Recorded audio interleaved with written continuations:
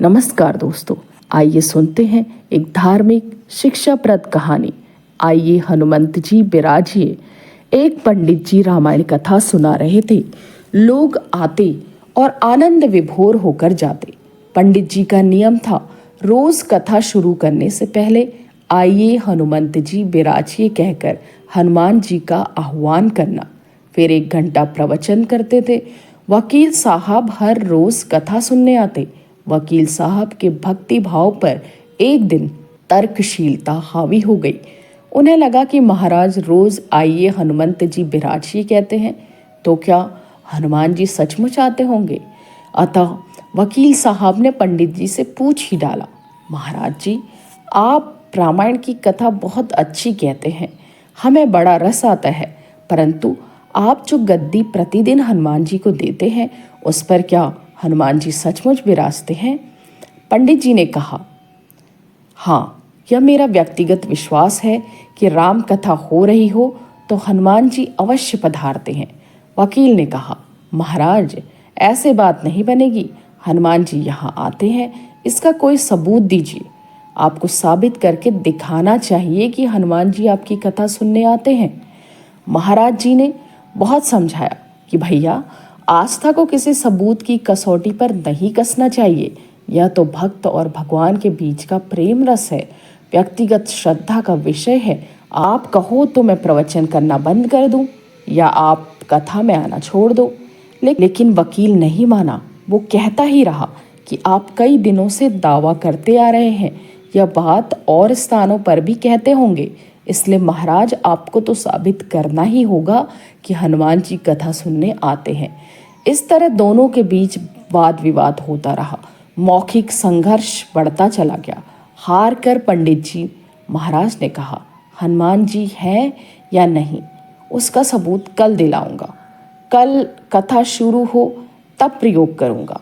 जिस गद्दी पर मैं हनुमान जी को विराजित होने को कहता हूँ, आप उस गद्दी को आज अपने घर ले जाना। कल अपने साथ उस गद्दी को लेकर आना और फिर मैं कल गद्दी यहाँ रखूंगा।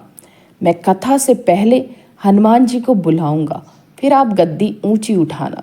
यदि आपने गद्दी ऊंची कर दी तो समझना कि हनुमान जी नहीं है। वकील इस कसौटी के लिए तैयार हो गया।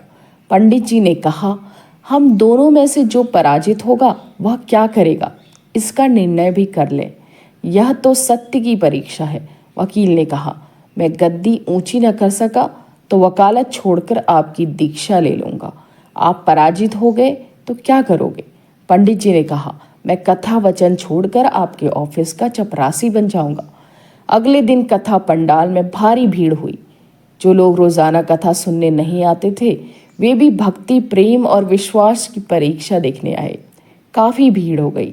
पंडाल भर गया। श्रद्धा और विश्वास का प्रश्न जो था। पंडित जी महाराज और वकील साहब कथा पंडाल में पधारे। गद्दी रखी गई। पंडित जी ने सजल नेत्रों से मंगलाचरण किया और फिर बोले, आइए हनुमंत जी विराजिए। ऐसा बोलते ही पंडित जी के नेत्र सजल हो उठे। मन ही मन पंडित जी बोले, प्रभु, आज मेरा प्रश्न नहीं बल्कि रघुकुल रीति की परंपरा का सवाल है।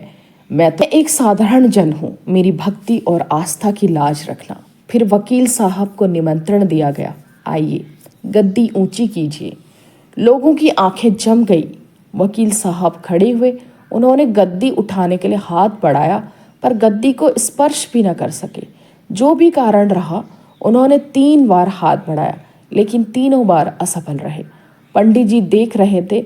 गद्दी को पकड़ना तो दूर, वकील साहब गद्दी को छू भी न सके। तीनों बार वकील साहब पसीने से तरबतर हो गए। वकील साहब पंडित जी महाराज के चरणों में गिर पड़े और बोले, महाराज, गद्दी उठाना तो दूर, मुझे नहीं मालूम कि क्यों मेरा हाथ भी गद्दी तक नहीं पहुंच पा रहा है। अतः मैं अपनी हार स्वीकार करता हूँ। कहते हैं कि श्रद्धा और भक्ति के साथ की गई आराधना में बहुत शक्ति होती है। मानो तो देव, नहीं मानो तो पत्थर।